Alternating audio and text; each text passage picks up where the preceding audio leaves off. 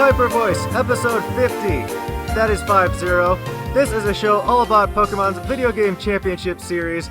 I am your host, Stephen Morioka, and today I am here with Alex Underhill. Heyo! And Kamaal Harris. Hello.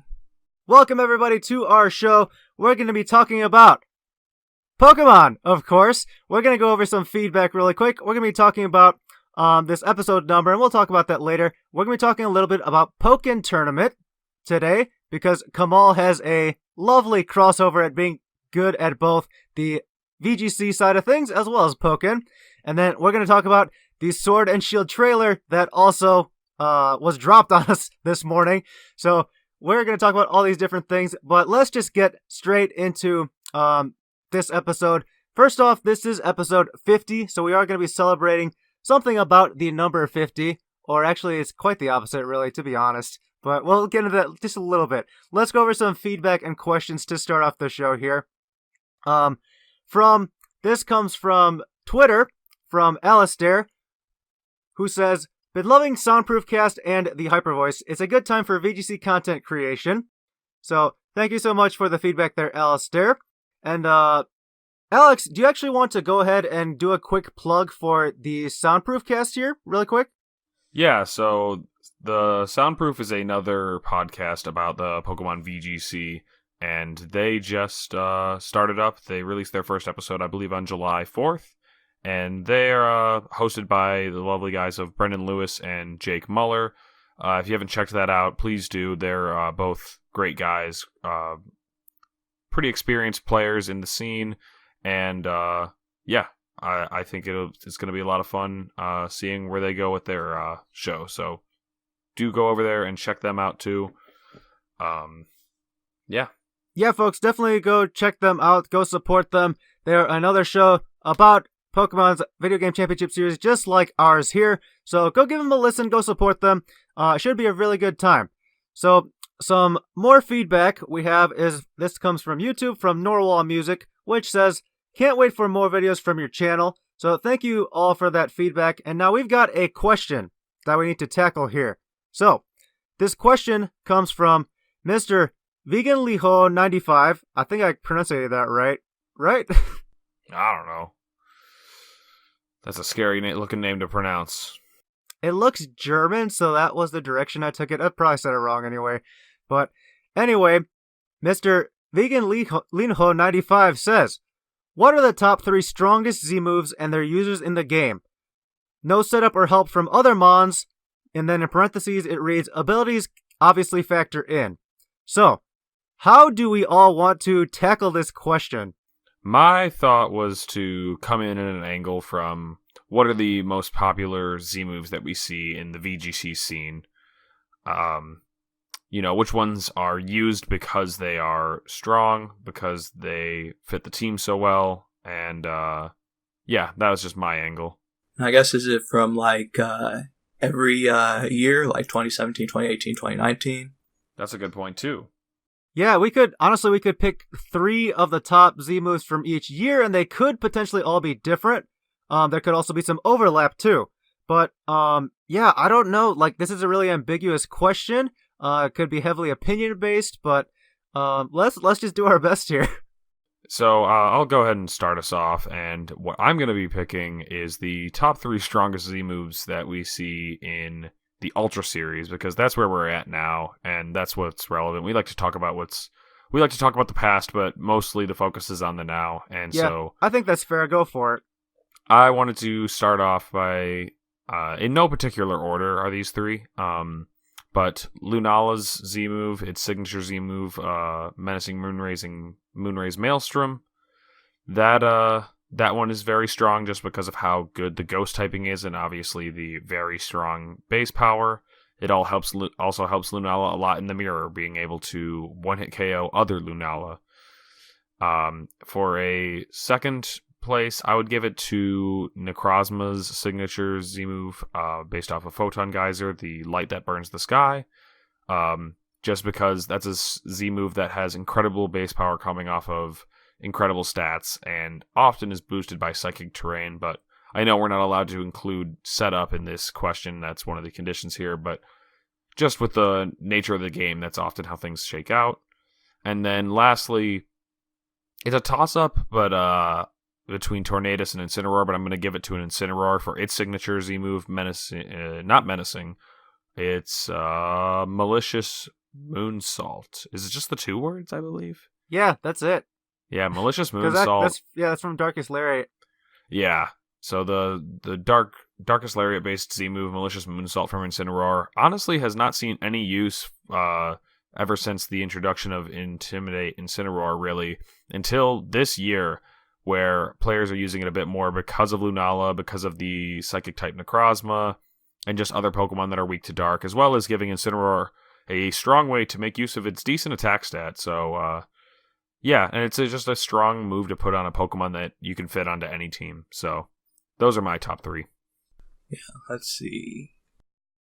It's interesting they have Lunala Z move over Necrozmas, but I guess that makes sense because like people are attacking against Necrozmas a whole bunch. That's like the first thing you would do.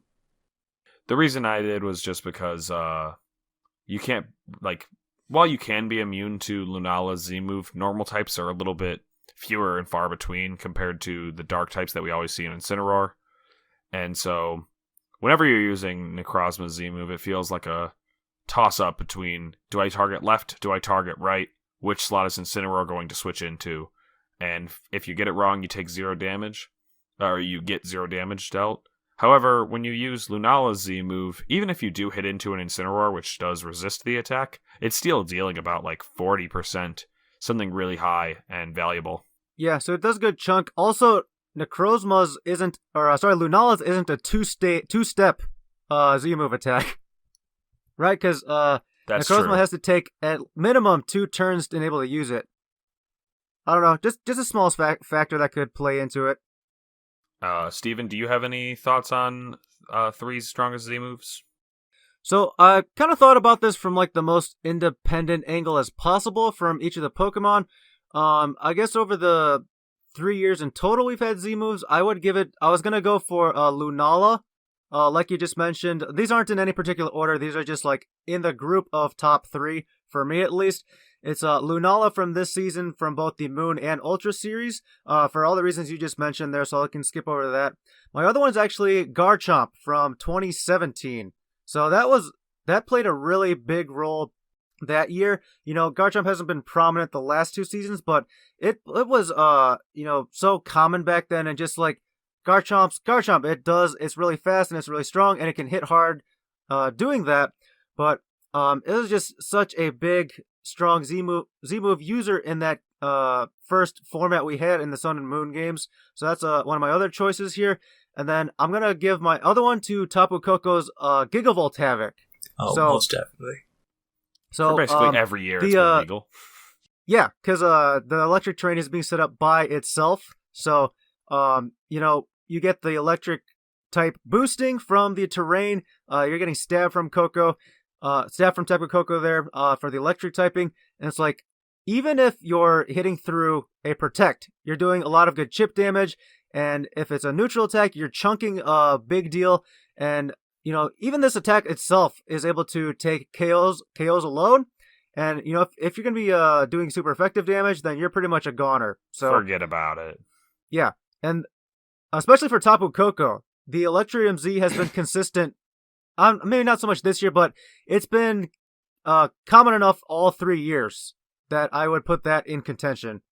Oh, absolutely. I'd say Tapu Koko's Gigavolt Havoc is like the definitive Z move. Like when you think of Z moves, that's what comes to my mind at least, because like it's so strong that like it basically just like eliminates like resist barriers from consideration. Because like if you can't resist it, like you don't have any business taking the hit. And the fact that it can like be based off thunder, like with electric terrain, it's like you have to, like some Pokemon can't even calc to survive it, but the ones that do have to have a whole lot of special defense investment, and moves that strong just like shifts defensive allocation like around those like completely. And while we did say we can't help count setup or help from other Pokemon. It is interesting just looking back to things like in 2017, where we saw Arcanines often use Helping Hand with Tapu Koko's Electrium Z to take out other Tapu Koko. So when your own Z move can take yourself out despite being a resist and not super effective like Lunala versus Lunala, it's a pretty sad case. Yeah, sure is. I think another factor that plays into Tapu Koko at least is its own speed. Just being so fast, like you're gonna be able to get that strike off unless they're immune to it. So or you have Lightning Rod, but and immunity. So if you have that, you're gonna be in good spots. Yeah, in fact, it being so fast and that powerful means it's like the best defense is be faster, but be faster than a base 130 speed Pokemon. It's like, well, interesting challenge there. Yeah, that really is like the top echelon of the speed tiers. Generally, at least in my opinion, like 130's that cap, essentially. Not a cap, but, it's essentially, if you're that fast, you're going to be one of the fastest. So, Kamaal, I think, did you get to mention any two other strong ones that, in your opinion? So there's Tapu Koko. Did you have two others? Well, I guess, Como Clanging Scales. That's the biggest one. Clangorous Soul Blaze. Yeah. Oh yeah, the Clangorous Soul Blaze. Okay, just describe that. Tell us a little bit more about that. I basically built my whole world team around that. It's like as the one thing I always disliked about Z moves is they were single target, and like you couldn't. I guess it's probably better that there aren't many of those, but it's annoying like having to like just pick a Pokemon and try and like make sure that like hope they don't switch out or anything like that. You basically have with Z moves. I feel like you basically have to make a super hard read based on not a whole lot of info. But with Clanging Scales or Clangorous Soul Blaze specifically, it's not even a read. You just throw it out, and it's like even with the split damage, it's so strong. Like in fact, on my Worlds team, I used it with what was it, Tapu Fini, and I realized like the day before Worlds that Misty Terrain cuts the power in half. I didn't even notice because it was still doing the damage I needed it to. It's like that was my bad. Probably why I didn't make it today too, but. It's super good for. I don't even get why people have that kind of hate for Clangorous Soul Blaze. Like, that's my favorite Z move of all time. It's like super strong. Let's see. As for a third, would I it's probably some form of Tech Rage because it's like I got a ton of mileage out of like Excadrill in 2018. That Tectonic Rage off one of the fastest Pokemon in the game with Sand Rush. But I feel like Tectonic Rage is a fair choice because you can choose from Garchomp in 2017, like I mentioned, your Excadrill in 2018, or even a Landorus, Therian if you wanted, and then I guess Groudon back when it was still regular form in Moon Series, and I guess Landorus counts as well too. Yeah, personally, I'd say Z Nature Powers. I really want to put that as my number 3 because it can, like, especially like off of Whimsicott. Although I guess like no other setup, so that doesn't count. But if it weren't I'd for that, count it that still. would be my third. Yeah, Z Nature Power is a really cool and unique one, and obviously we did see that win Worlds, so that was that's a fun pick. Yeah. And then one last pick, just to be outside of the box here, even though I already did talk about my 3, is not Mimikyu's signature Z move, but just Mimikyu using Z Destiny Bond. I think that was a large part of the 2017 format, and just, in general, enabling Snorlax to do crazy Snorlax things. Definitely. Yeah, that was like the closest thing to redirection in a meta that didn't have a whole lot of redirection, so I definitely respect that choice. And with how cool, it was just so cool how it comboed into Trick Room, because you either got up Trick Room or they KO'd one of their own Pokemon by knocking out your Mimikyu. There were ways around it, but like Roar or Taunt, but those were few and far between. And cheating. You can't use Roar and Taunt, that's cheating. Not in 2017. Oh man, good stuff. So, yeah, I guess these are answers to the question. I know because it was so open-ended, we took a lot of different approaches to it. If we, made our own separate categories, we could have, 27 different answers from the three of us combined here. So, I think we'll leave it at that. Hopefully this satisfies the, question here, but what do you think? Anyone have any last thoughts? We can move on to celebrating episode 50 here. It's episode 50? I know, right? This is episode 50 for this episode. That is 50, not 15. 50, episode 50. What do you think? That's pretty exciting, pretty fun. Can't believe we made it to our gold anniversary, Steven? Yeah, golden anniversary. Is that right? Silver's what, 25, and then gold's 50, because most people don't 75. Most people don't reach the 100-year anniversary when you're dating, just because of human life expectancy. But yeah. So this is pretty cool. Honestly, back when we first started, was unsure if we were ever gonna make it episode 50, and then for other reasons, why we may have never made it episode 50, but we did make it. Eventually, over time, we're here now. So, as a celebration for this episode number, we're gonna be doing something a little ironic and talking about notable and iconic Pokemon that were used under level 50. So, as we all know, the Pokemon VGC is all your Pokemon are to be used at level 50. In the modern years since 2017, all your Pokemon, regardless of their level, are going to be automatically leveled to level 50. Back in the past, you needed to be at a minimum of level 50. Sorry, that's not right. If you wanted to be at level 50, you need to be at least you needed to level up to level 50. Anything below that level would stay at that level. So, when 2017 started, we lost the level 1 Pokemon strategies as well as level 48 and 49 kind of things. But, yeah, and back in the early years, both in 2008 and 9, we didn't even have flat level rules, so flat battle. So if you leveled up your Pokemon above level 50, they were essentially unusable. And I actually have a story about this. Kamaal, maybe you have some experience with this as well. But in 2009, when I EV trained my Zapdos, which you catch at level 50, you have to make sure you're getting small amounts of experience points so that when you're done EV training, you don't go into level 51, which actually did happen to me.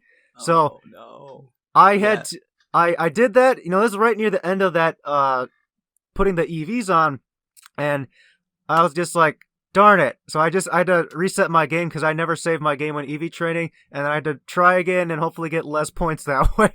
Yeah. You only had one level to get all your stats in.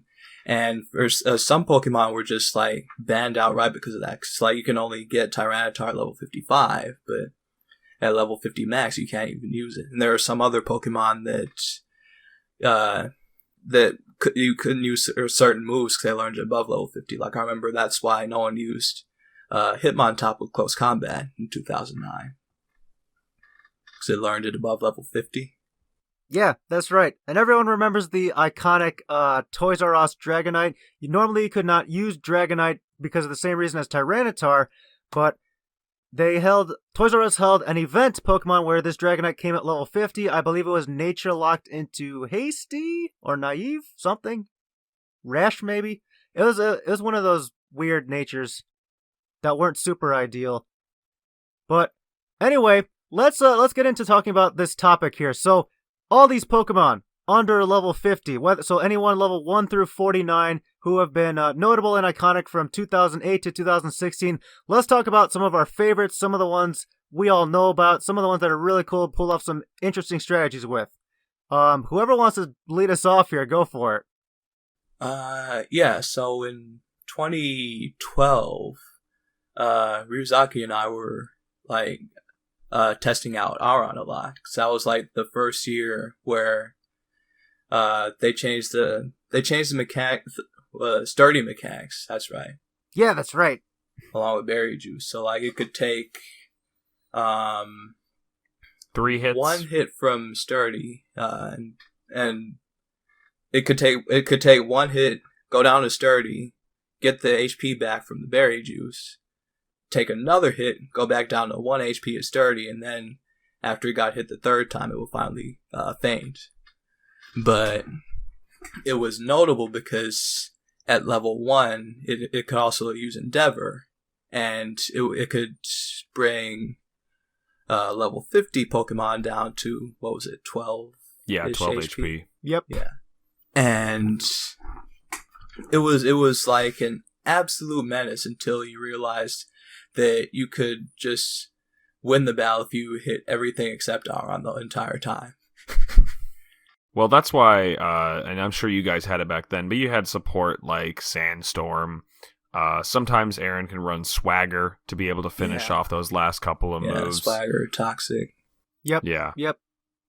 I remember I built a level 1 Aaron team in 2016 and did nothing more than just raid the ladder with it, and had a lot of fun with that using Weavile next to it, because this was in 2016, so I couldn't exactly use Sand to finish off my Pokemon. However, paired with Weavile, I often got to fake out one of the Pokemon and then Endeavor the other. So Aaron would only take up one hit. The Weavile also had a Focus Sash to remain on the field longer. And then after they got Endeavored, Weavile could just feint the one Pokemon while Aaron Endeavors the other. Their team just starts getting whittled down and down and down and down. And then the back two Pokemon can hopefully sweep from there. It was very fun. And that's my main experience with level 1 Pokemon. Yeah. And that berry juice mechanic that Kamaal is mentioning about Aaron here would have, I guess, come in during Generation 5 in 2011, but 2011 was that regional Pokedex for the Unova Pokemon only, so that's why Aaron would not have been able to utilize it then. But that's, I guess, within that same generation, both Whimsicott and Cottony would also become notorious for being run at level 1 or 2 or whatever, mainly because they had Prankster, and at such a low level, you're still able to go first using all your moves, and then Whimsicott can also utilize Trick Room or Tailwind as well as Endeavor. So that was something else notable. And like most of these ones at level 1 especially utilize a strategy that I think this like acronym comes from back in the singles days from Smogon, which is the fear strategy, right? So each of the letters stands for the F is Fake Out. So usually there's a Fake Out as a partner Pokemon. You have E as... Wow, you already started off by being wrong. I did? Yeah. Fake Out? What? Focus Sash. Oh, okay, you're right. So I guess back in singles it would have been Focus Sash, right? When you incorporate into doubles, it's like Fake Out and Focus Sash combined. And then E is your Endeavor, then A is you attack the Pokemon to knock it out, and then R is you repeat the process. So... Yeah, the acronym as I originally remember it was Focus Sash, Endeavor, and then it was like a quick attack, but you ignore the Q, so I guess like you said, attack, and then Rattata for the R. But I didn't know there was possibly a VGC interpretation of it. Yeah, I thought R was like rinse and repeat or something. Utilize the strategy again if you can, because this was something that people in 2006 in Journey Across America did too. So... it wasn't necessarily using level 1 Pokemon, but it was utilizing Endeavor. So that's where like the Fake Out came from, because Focus Sash didn't exist yet. That's why. Oh yeah, that's right. It was like Fake Out, Endeavor, attack the Pokemon, quick attack, so yeah, attack the Pokemon, and then rinse and repeat the process.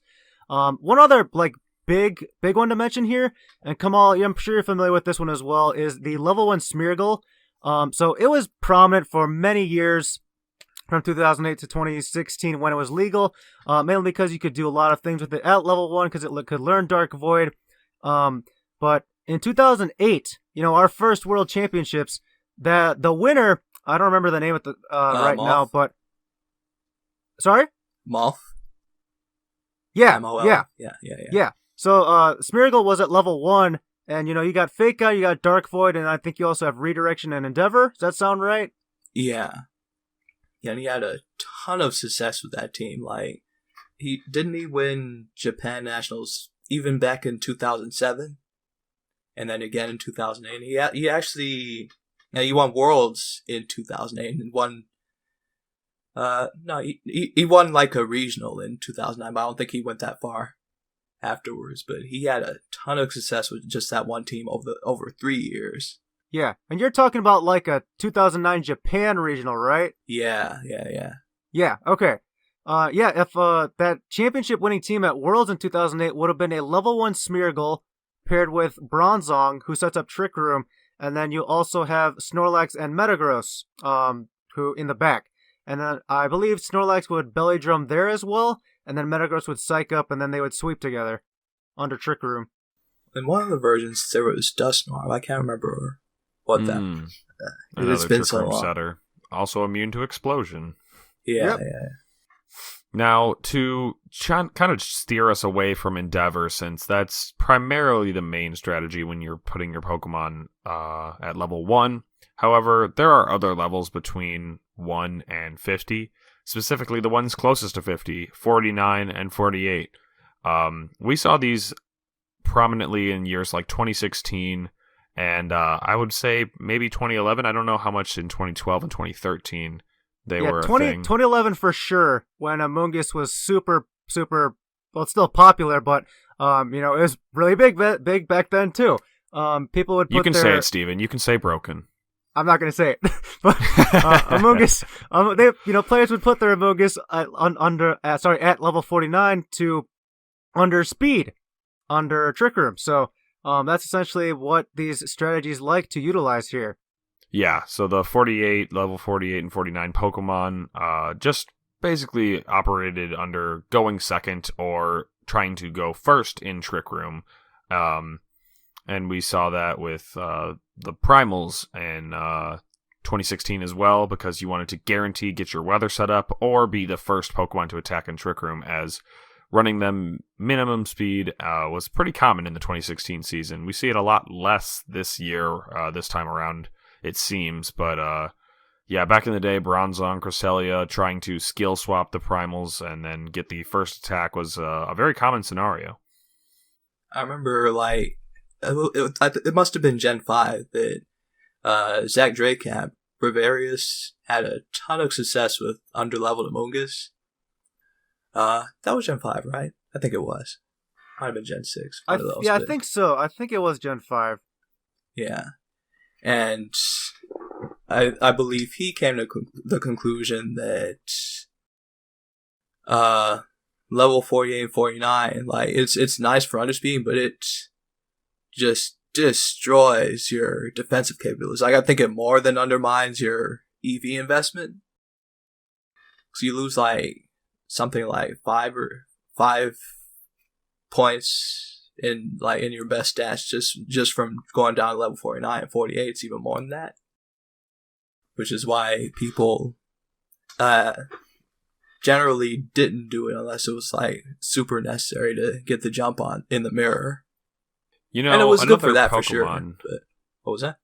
I was just saying another Pokemon that I think I do remember going under-leveled at 48 and 49 in the years like 2014 and 2015 might have been Aegislash, because Really? there was a bit of an obsession over being the slower Aegislash, so that when you attacked them, they were in sword form, you were in shield form, taking the hit, and then KOing them back. However, in later times, people realized that they could just spam Substitute as the faster Aegislash, and Aegislash times were crazy. Just the speed, I don't know what you would call it, the speed war of Aegislash in those years was insane. Yeah.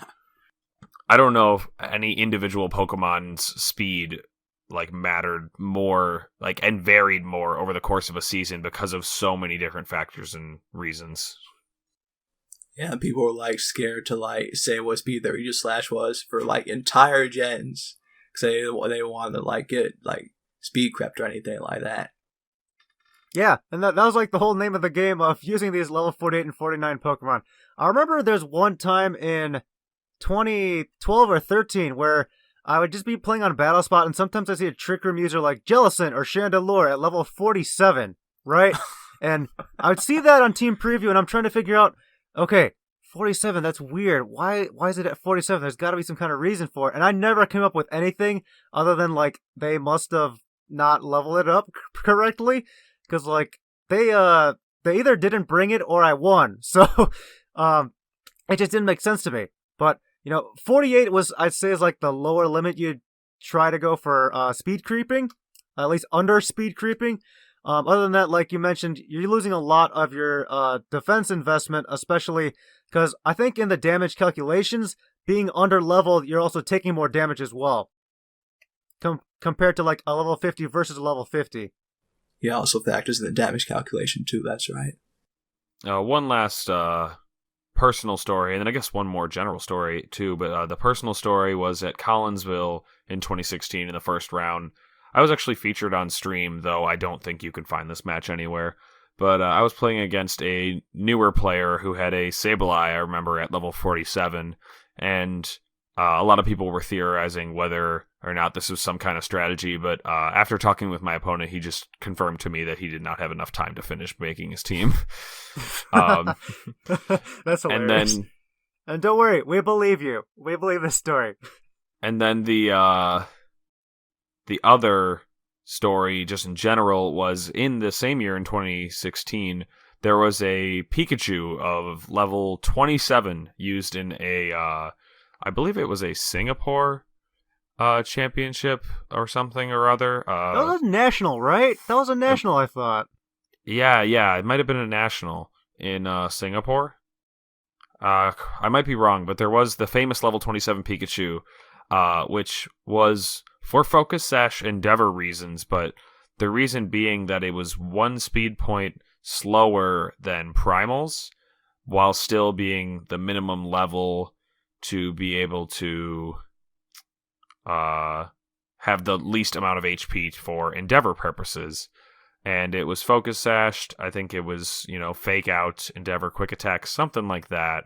But maybe those videos exist. Maybe you can go find out and see what it was like. But I just remember that was a crazy appearance because a lot of us were just like, what are you doing? Because this isn't level 1. This isn't level 49. It's like just dead in the middle. I still can't believe that worked. But anyway, I think that's probably enough about level 50 or not level 50 things for our 50th episode here. Ooh, can I ask one more question about this? Yes. So, my question here is, once we got the change to in 2017, where that everything's just gonna be level 50 regardless, what were your just like initial reactions when you heard that? Like, okay, all these underleveled strategies are no longer going to exist essentially for the future. I won't lie, I was bummed because I had so much fun in the 2016 season with my level 1 Aaron strategy that when they were announcing Sun and Moon stuff and, filling in the Pokedex as they were going, I was looking at Pokemon that I could start doing these new strategies with. Nice. I had already locked in on Probopass because Probopass at level 2 can use Pain Split. It also gets priority moves like Wide Guard to have other utility. So I was just super ready to just try out Probopass, and then they announced this new rule, and I was like, "Oh, there goes a lot of wasted thinking time." Yeah, I kind of miss Aram, but I wasn't really that big of a fan of like just level 1 Smeargle, so I was happy to have that out of the way. Sort of, I don't know. I haven't used level 1 Pokemon in like ages, so I didn't really think that much of it at the time. Okay, fair enough. And then I guess what I would say here is I always hated playing against any level 1 Pokemon. It was always very stressful. And I always saw the level 48 and 49 Pokemon as gimmicks at best. And, everyone would always, they would like laugh and scoff when you saw that on stream or something in the more recent years, like 2015 or 16. So I'm glad they're gone, that everything's just at equal level at 50. It does save a lot in-game in terms of training nowadays, so that's nice. You don't have to go level up your Pokemon all the time anymore. If they did start at a low level, so that's a good thing. I was glad that change happened and we were moved away from that. But it's always nice to kind of reminisce and talk about and celebrate these Pokemon who, I guess, outperformed themselves, not being level 50. So, let's transition to our next topic here. And now, Kamaal, you have the prestige of being a very good VGC player as well as another one of Pokken Pokemon's games, I guess specifically another video game, because there are a lot of people who are good at both the video game and the trading card game, but you're pretty solid at Pokken, I hear. So I guess you have the story from this just most recent international in Columbus of you made day 2 of the international and the VGC side, and then you dropped that to go play Pokken the next day. So just tell us a little bit about that, why you decided to do that, and just talk to us about Pokken Tournament. Yeah, for sure. Like this year's NAIC, I actually didn't plan to play VGC at all because I wasn't arranged to get an invite, and I hadn't touched Ultra Series like at all. So I mostly just made a last minute decision to sign up for VGC, but the whole plan was to play Pokken throughout. Well, this story dates further back. I think you need to start a year ago in 2018. That's right. So yeah, in fact, the same thing happened. Like in 2018, I was on the verge of actually I was about to miss my Worlds invite, so I was mostly focused on Pokken. For the video game, yeah. Yeah. The World's Invite. And, I wound up entering VGC, which was...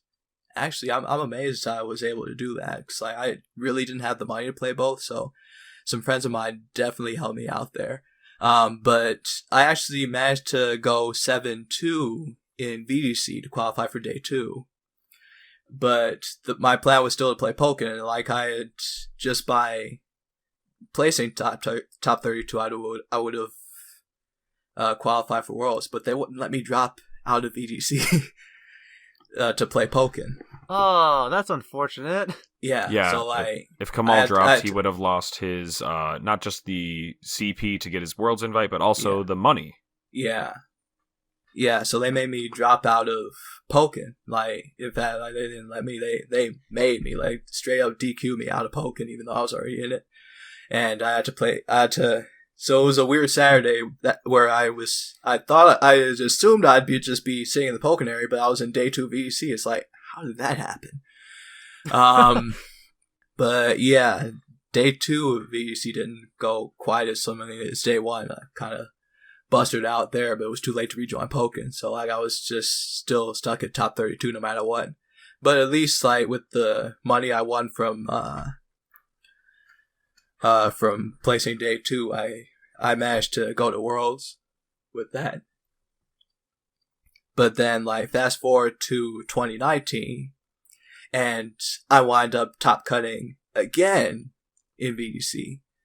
But a couple months ago, they changed the rules, and they had indicated this was for TCG,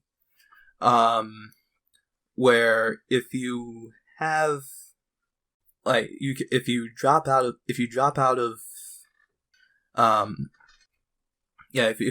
the tournament, then you can still keep your money in your placing.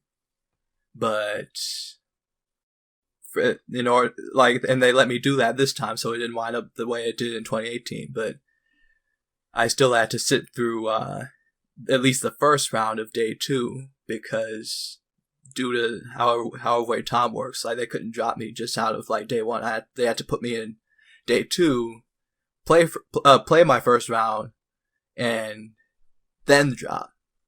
So it's still weird how they handle that, but at least I managed to go and play Pokken. Considering I finished 6-3 in VGC, I didn't have a whole lot of a future in day 2, especially because my first round I got paired against Bradley Pham, who dealt me a pretty quick 0-2 in day 1. So if I played that one out, I probably would have gone down to 6-4 right quick. So I definitely feel I don't regret going to play Pokken, even though I made day 2. But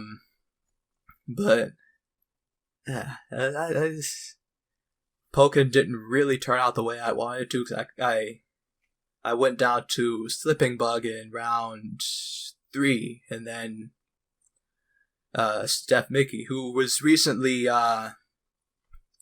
he was recently voted #1 on the Tri-State PR, so he's a really strong player, but he managed a comeback win on me, and I fell in the top 16, so a bit shy of the top 4 needed to qualify for Worlds. So I'm gonna be going through the LCQ in DC to try and get one of the 2 spots remaining there. Mm-hmm. Oh, cool. So have they been having like LCQs the last 4 years since it's been out, and since 2016? Yeah. Every year, 2016, 2017, 2019. In fact, in 2016, they had a kind of a large LCQ, but it's just been getting smaller and smaller every year. Like 2017, I believe, was top 4 in the bracket. And I think it was the same for 2018, but 2019 is definitely. In fact, there was only supposed to be 1 slot, but Wing Tai, defender of EU, who won the European International Championships, isn't going to be able to make it to Worlds because he has to work. So, in the event that he does not show up to Washington DC, his spot's going to go to the LCQ. So instead of one person qualifying, it'll be the 2 people. The winner's bracket, the winner loses bracket. Mm-hmm.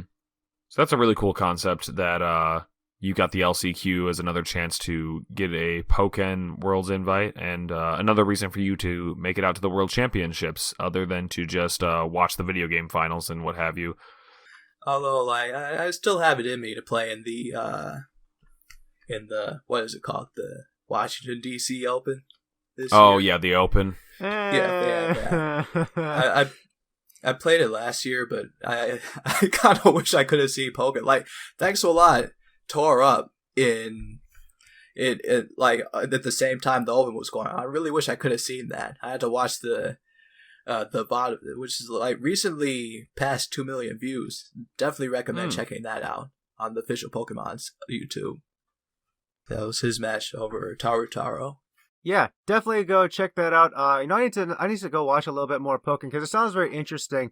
But yeah, in terms of like choices for the DC Open, that's something I'm gonna be steering away from. I'm not gonna like try to influence anyone to stay away from it, but you make your own choices. I think people know how I feel about the open events we have at Worlds, that start counting for next season and all of that.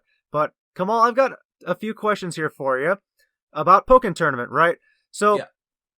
So 2 questions. Who has been your main over the last few years, over the different iterations of the game? Because we had Pokken Tournament and then Pokken Tournament DX? Or is it Deluxe? DX, yes. DX. So, who have been your mains over the last few years? And then how would you just generally describe the game to somebody new to it or new to fighting games? How is it different from like other traditional ones? How is it different? Okay. Well, I guess starting with the main, it's kind of funny because like I don't really have much of a main. Like I started off with Charizard, but as time went on, I started like messing around with other characters and like coming up with like tournament counter picks and stuff like that. And I wound up like getting really good with every single character in the game. Like, if like I could literally pick random and just be fine, like whichever character I play. But in tournaments, I usually cycle through 10 characters still out of 23. But yeah, I start out with Charizard. I guess like when my back's really against the wall, like if I had to like win a high value money match, I'd probably pick Mewtwo. Like just like not even taking into account what my opponent be using, but Mewtwo's probably my strongest pick right now. But yeah, I've been playing Charizard all this time.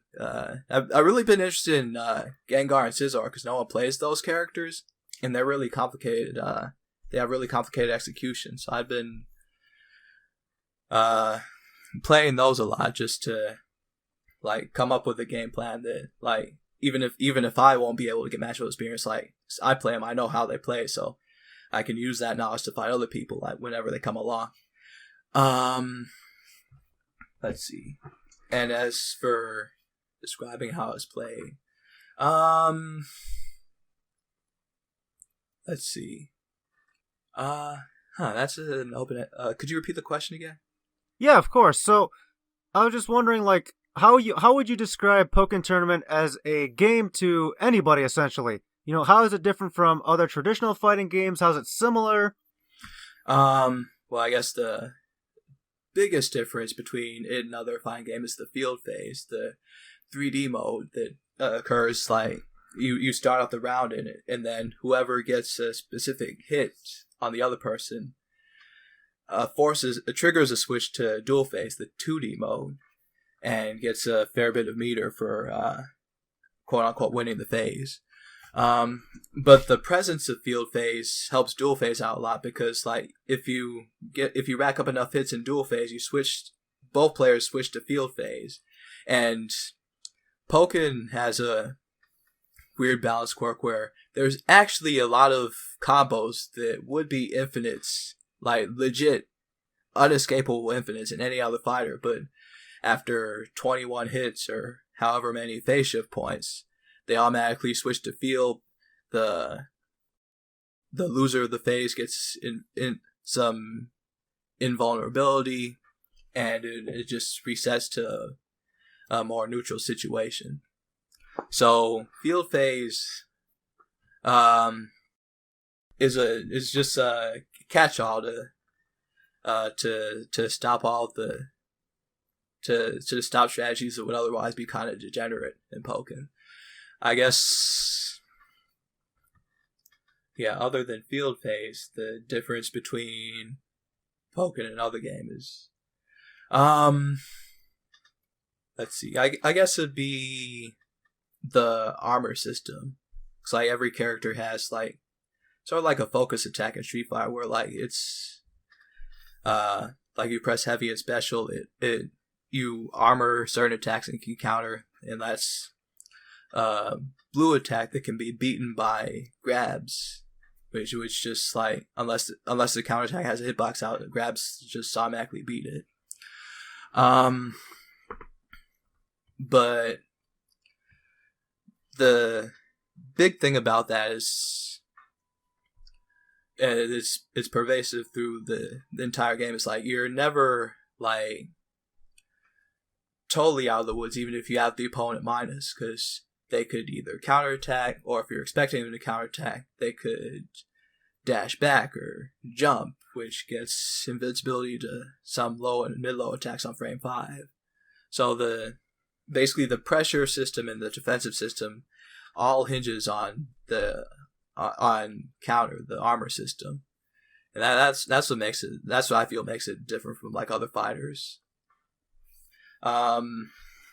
As for, and one thing I had, there like obviously the game I was like most into before I went to Pokken was VGC. So I feel like strategically the biggest there's a lot of differences between VGC and Pokken, but as for thought process, Pokken, as with other fighters, the way you want to go about the player versus player aspect is you want to eventually condition the opponent. You want to be able to make plays based on what you think they're going to do. Whereas in VGC, like, there's only a few turns in the battle and so many moves you can make, and you don't really have that much leeway to condition an opponent, especially like in like a best of one or like a showdown battle or a best of 3 set in tournament. So I feel like in VGC, most of your player versus player decisions are going to be based on what you hope they're going to do. Sort of like if you have like a surprise strategy, like with your EVs or your item choice, like you're basically hoping they'll act on the assumption that you have something different. But in Pokken or other fighters, you want to, the goal is to get a beat on them and and straight up read what you think they're going to do, rather what you hope they'll do. Okay, yeah. So I like a lot of those.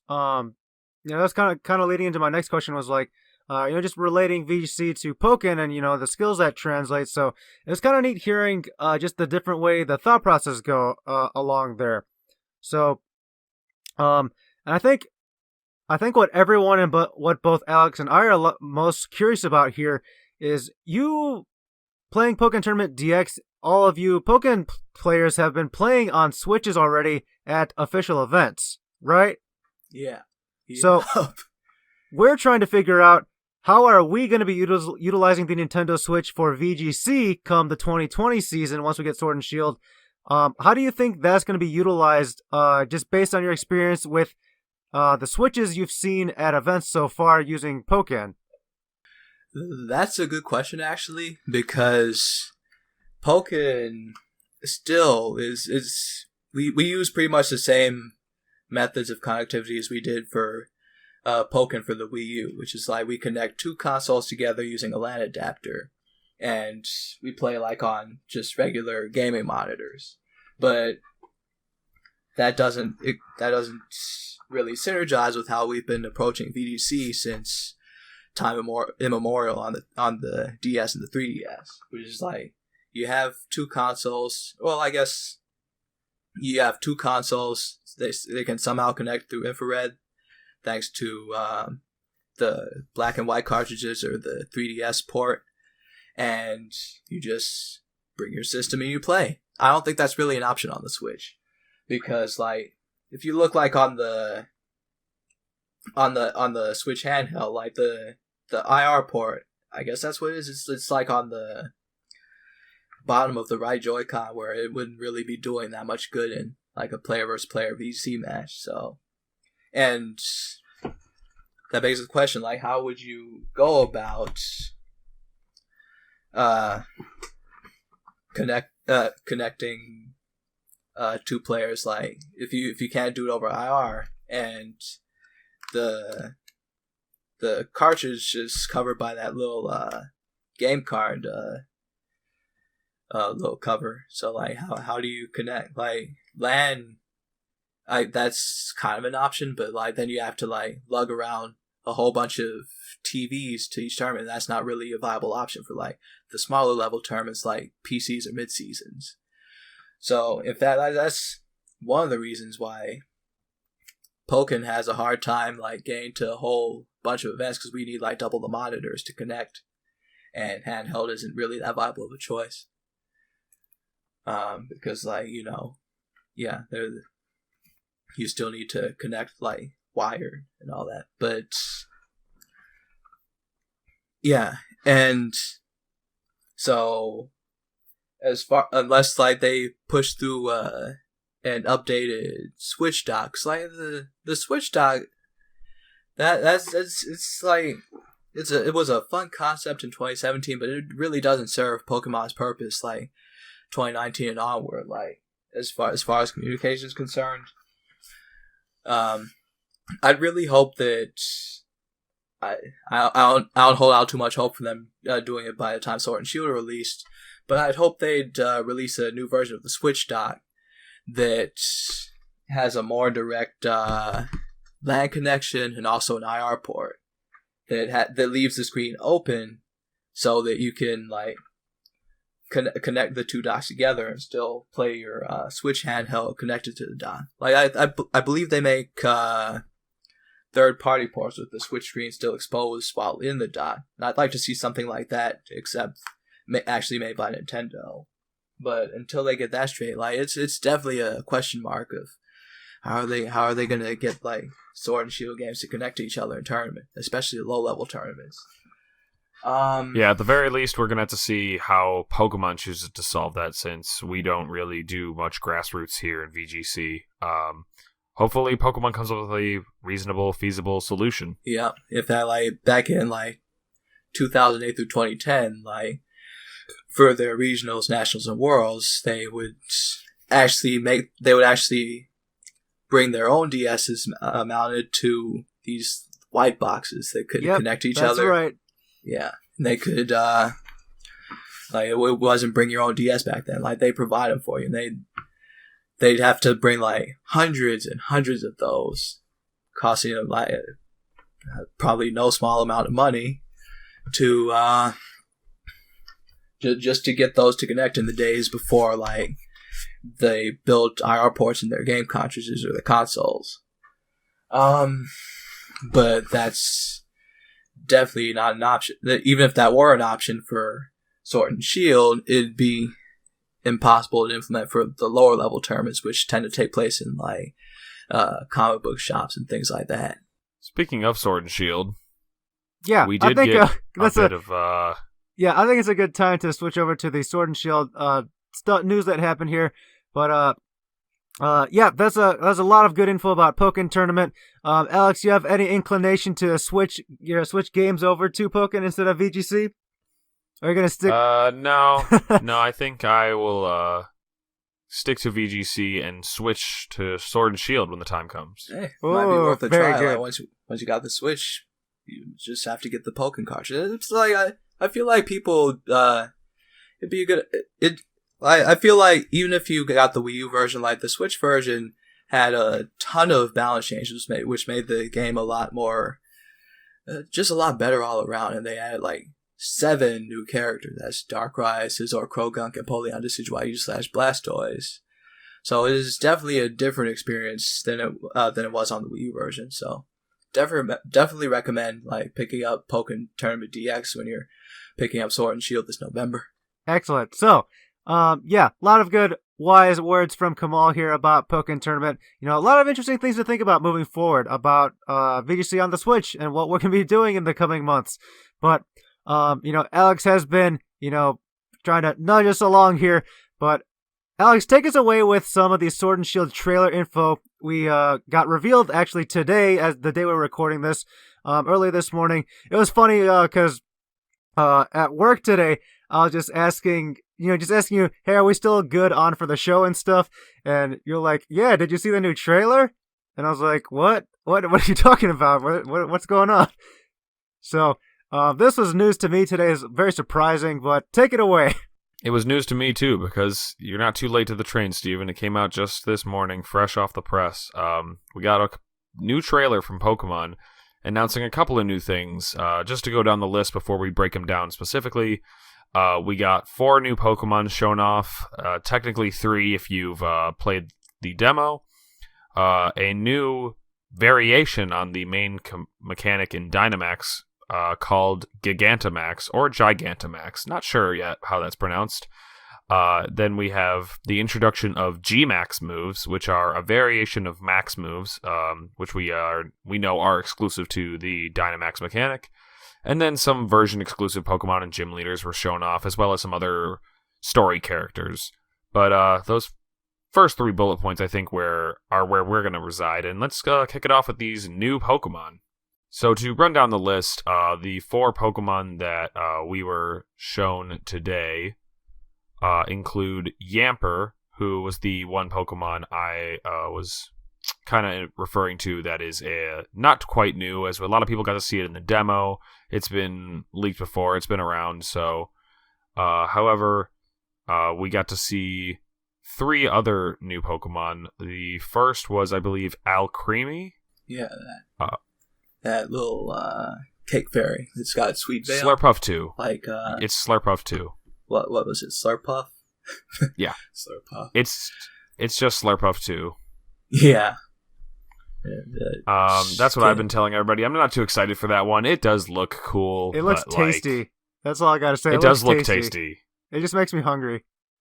It looks like a dessert, like a shortcake or something. But yeah, another fairy type to add in here. And what were the other 2 additional ones? Like Gigantamax into a great big wedding cake. And we'll get to that. But Roly-Poly is a rock Pokemon that was added, and it has a new ability, which I think is worth talking about, Steam Engine, which boosts the Pokemon speed drastically. Drastically means +3. Or greater, I believe, because if you ever get into a situation where you're boosting +4 or more, it still says drastically. But I think we can infer that it's going to boost +3 speed. if the Pokemon is hit by a fire or water type move. A lot of people are talking about this one because as a rock type, it resists fire typing, so that's kind of convenient for it to get that boost while not taking much damage. Yeah. However, if you were to self-set up some kind of situation where you hit yourself with a water type move, you could activate a weakness policy and have +3 speed, +2 attack or special attack. And as a rock type, you might be clicking Rock Slide at insane speeds, which is always fun for us VGC players. Spicy. Oh my gosh, this makes me so excited for this Pokemon. I'm a big fan of Roly-Poly. In case anybody doesn't know, I was a geology major, so I'm a big fan of rocks. So I'm all for this Pokemon. I love this new ability. It's gonna have a lot of potential, I think. We'll see what the stats look like, but just based on the ability, you could see a lot of use coming out of here. He looks very much like he could evolve. I mean, I'm almost certain. Now, the last one that I wanted to cover is Duraludon, obviously saving the best for last. A Steel Dragon type, which we haven't seen since Dialga. Yeah, that's right. Looks a bit fun, looks a bit cool, and then the abilities are just light metal and heavy metal, so rock out. But it's so lame. Those are such lame ability choices, you know? It's weird it's that tall, but only weighs 88 pounds. Like, what's the density on that thing? it's probably like hollow on the inside. It's definitely going to learn Heavy Slam. I'll tell you that. Yeah, like tinfoil or something like that. Oh, and isn't there a steel move that like increases your speed or something? Gear Grind? No. Automize. Or Rock Polish or whatever. Automize. Automize, yeah, that's the one. That's gonna learn. It's either Automize or Autotomize, but I think it's just Automize. Yeah, whatever. Now, the new Pokemon all look pretty cool. Steven mentioned his favorite. I mentioned my favorite. Kamaal, which one would you say is your favorite of the new ones? I like out of the ones from today, definitely Roly-Poly. I really want to see 2 votes for Roly-Poly. Rock on, bro. Yeah. Oh man. Now, another new mechanic, or should I say a spin-off of a mechanic, is Gigantamax, which is a form of Dynamaxing. And what this introduces is basically Pokemon-specific form changes that throw a twist onto Dynamaxing. Now, to run down the ones we saw in the trailer, we got to see Dreadnought, a Pokemon already shown off in earlier trailers of the game, a rock-water type, and when it Gigantamax, whenever it Gigantamaxes, it takes on a new form that's a slight variation, slight different look, obviously gets bigger like you're used to seeing, and in the trailer it simplifies this by saying the Gigantamax Pokemon change appearance and size. However, I think the kicker was not shown in the trailer, but you can find online on like Cerebi.com, and right now I'm having a bit trouble. Cerebi's a .net. Sorry. Cerebi.net. Cerebi's a .net website. Cerebi.net. But yeah, so we have a new introduction of G moves, which are, or not G move, or G max moves, which are a variation of max moves, which we saw for Dynamax. And yeah, they were exclusive to these 3 form Pokemon. The 3 Pokemon would be Alcremie, who was just introduced, Corviknight, and Dreadnought, who were shown off in earlier trailers. Yeah, so these, I mean, like, it seems like we're going to be having Dynamax moves and then Gigantamax moves. So we'll have D-Max moves, G-Max moves. These were specific to these Pokemon, too, which all have their own individual effects as well. So it's this weird dynamic, because you can see how, are these going to be separate from Dynamax? Are they, because these are their own separate entities, other than just turning larger, making your Pokemon monster grow. These are getting form changes and like these special moves. So this is interesting. I don't know really what kind of take on this. What more we're gonna see, because this is just the beginning. This is just the beginning of this. So the forms are very fun. The forms look a bit silly. Alcremie definitely taking on the largest appearance change in turning into a giant wedding cake, as Kamaal had mentioned earlier. From far away, it kind of looks like Gothitelle. You know how I it's see kind of what you tiered? mean. It's kind of tiered. Yeah. And then Corviknight and Dreadnought just kind of looking like larger forms of themselves with that red tint that the Dynamax Pokemon all have. Now, I think, especially for us competitive players, the thing that stands out the most are these G-Max moves. And to run down the list, Alcremie has one called G-Max Finale, which what happens is any fairy-type move used by a Gigantamaxed Alcremie will change to G-Max Finale, and this will heal all Pokemon on Alcremie's side while dealing damage to an opponent. We do not yet know what the exact wording of this means, but Right. what are you guys' thoughts? Yeah, that's a bit concerning. Is it for when we do doubles? Is that just gonna be just your partner Pokemon next to you, or is it Or gonna be your whole your team. entire team? Yeah. Yeah. Let them eat cake. Hey, did anyone notice, like, Alcremie is, like, 98 feet tall? I don't think that's a type. That's really 98 feet. Yeah. Yeah, it's, I think Joe Merrick tweeted out that it's the biggest Pokemon right now. Yeah. I mean, these are in like the Gigantamax forms, right? Because like Corviknight's Yes. about 45 feet, and Dreadnaught's like 78 feet or something. Yes. So these are very, very tall Pokemon. Now, Gigantamax Corviknight gets a signature move for when it uses flying-type moves in its Gigantamax form, called G-Max Windrage. And while this one also deals damage, just like the other one, it also has the form of... it also works like Defog, getting rid of entry hazards, reflect, light screen, and then, most importantly, it mentions electric terrain, or terrain moves. And so this is a interesting mechanic that a lot of players are theorying about. Has Defog been buffed to remove terrains now, or is this just a form of this special G-Max move? Kamaal, what do you think? I wouldn't be surprised if it were just specific to this G-Max move, but it would sure give Defog a whole another purpose if it could blow away terrains too. It's like right now basically the way you counter terrains is like put in your own or wait for the one that's on the field to run out. So this would be some interesting new counterplay there too. Don't forget Lycanroc's signature Z move. Yeah, I was about to bring that up. Is that Oh, yeah. You could have used that. You could have used that in the past to have similar effects here. And what's interesting is that electric terrain. Remember, it's more than likely we're not going to be having Tapu Koko in the game, but the way terrains are going to be set up now is going to be by other. It's going to be by other max moves, right? So there's going to be these interaction of these max move of the Dynamax moves and the G-Max moves, resetting and tearing away terrains and all that. So it's going to be very, very dynamic.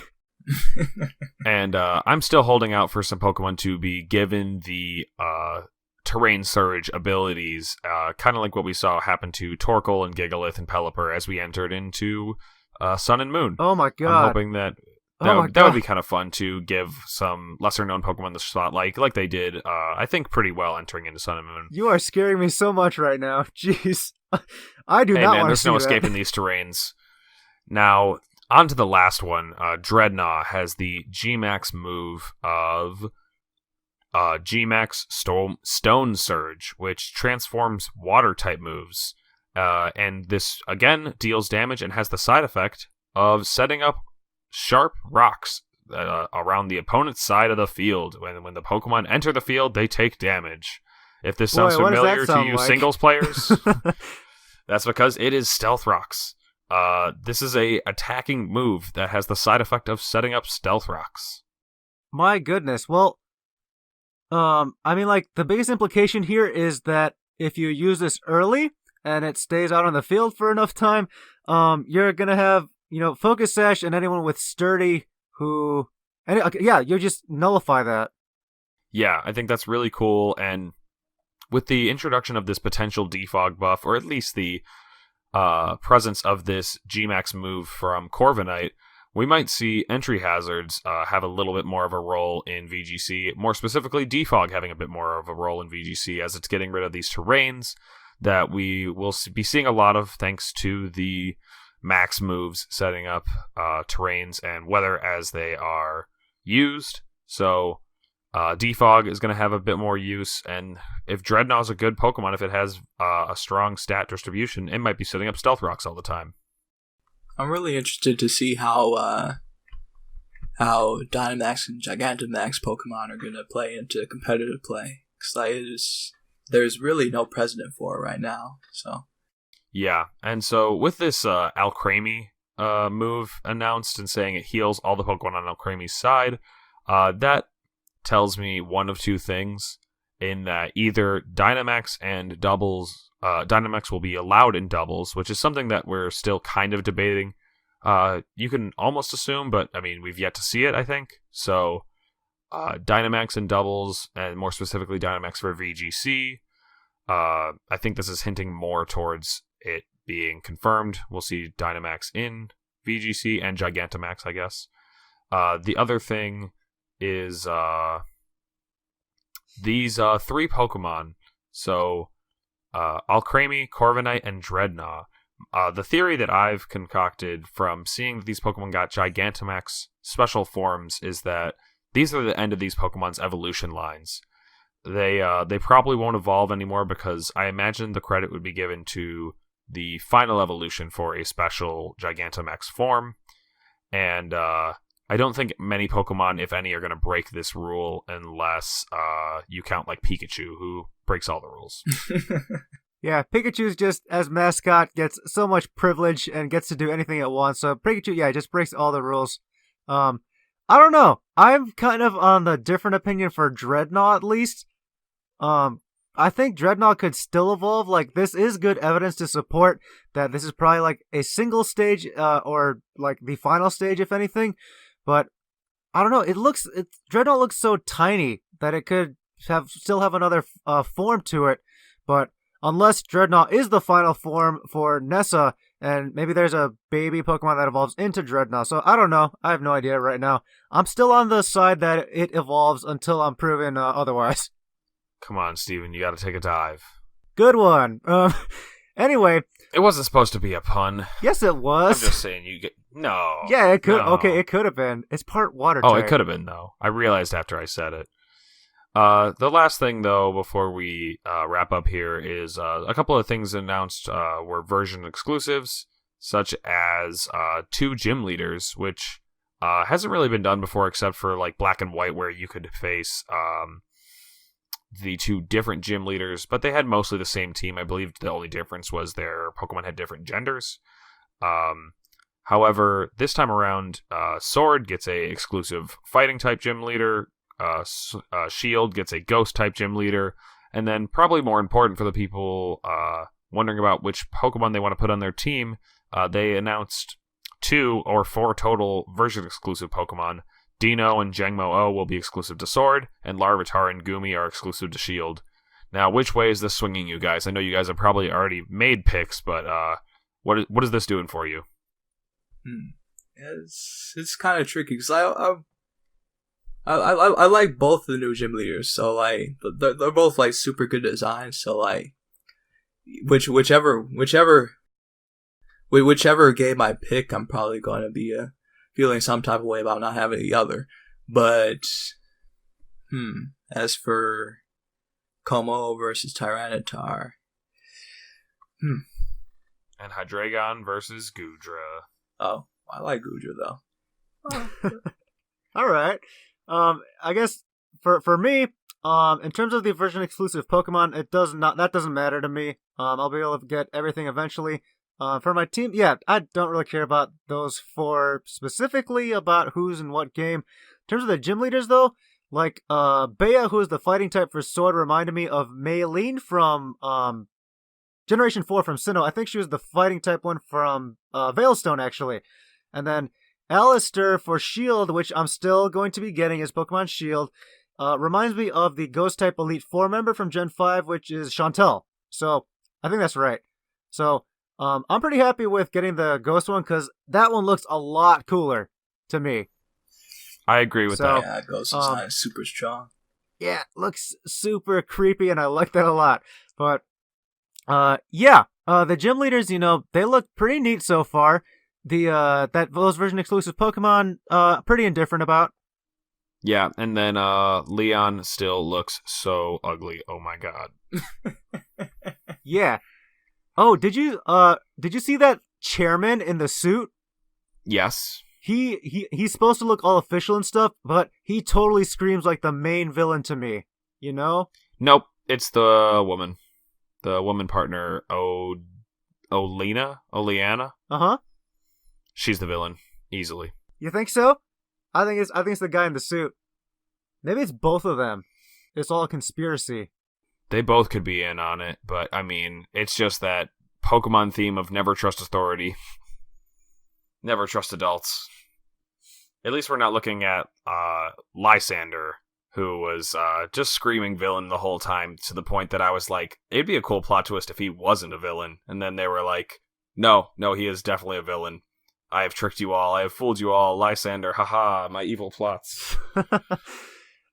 Anyway. Well, the real villain's Milo. Oh, no, not my Milo. I love Milo. You look so evil. You'll never know. It's like Voldemort. Oh, no, do not talk down about my Milo. He is too good, too pure. These are some like good reveals for these first few gym leaders, though. Like I'm looking forward to what else they've got in store for us. So we'll keep learning this over time. But I think it's about time we wrap up here. So thank you to Kamaal for joining us on our show today. We really appreciate you being here with all your input about the different game that's in Pokemon's official tournaments here, as well as just joining us today. Thank you so much for your time. Thank you for having me. Alrighty, and folks, you can find us in a lot of different places. You can email us your feedback, your questions, your comments to vgchypervoice@gmail.com. You can find us on YouTube, Podbean, iTunes, Google Play, Spotify. You can subscribe and leave us feedback on all those places, leave us reviews and all that. Download the show from there as well. You can also find our Facebook group on Facebook, and you can find us on Twitter. The show's handle is @thehypervoice. Lastly, you can find all of us personally as well. You can follow me at Super Morioka. And Alex, where can we follow you? You can follow me at Lexicon VGC. And Kamaal, where can we all follow you? Follow me at Kamaal Harris. Don't mistake that for Kamaal Harris. That's the senator of California.